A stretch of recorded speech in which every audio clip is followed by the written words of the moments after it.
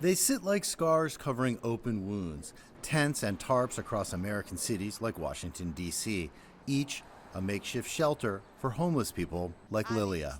She says she was once married and worked as a nanny, but after the terrorist attacks of September 11, 2001, she fell into a depression and began experiencing other mental health issues. She lives on the sidewalk near George Washington University, about 6 blocks from the White House. Like many homeless people, she relies on facilities known as soup kitchens run by the city government or local nonprofits. We survive thanks to the programs, meals, services as showers or laundry, which is not enough. I mean, we are many, and the time and the resources are the minimal. And she relies on the kindness of those around her, like Evanson Guerrier.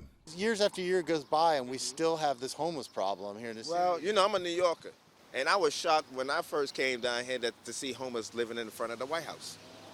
And I don't know. I mean, some of the homeless people would rather just stay in the street. Advocates for homeless people say it's not that simple and that more resources, staffing, and housing options are desperately needed. But there's no doubt it's not easy for many homeless people to hold down a job or live in a shelter.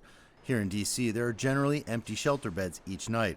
Lilia says she is often offered help, including a bed in a shelter. I already stay in one shelter for women's for 2 months or something like that.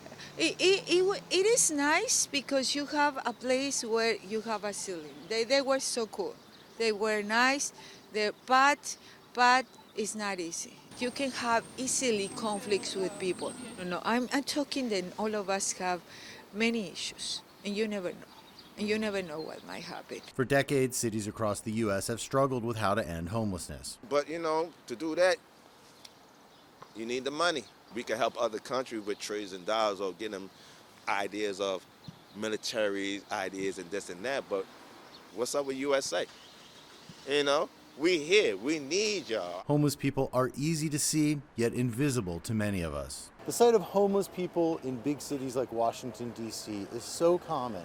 It can be easy to walk past tents like these and forget or perhaps ignore the people living in them.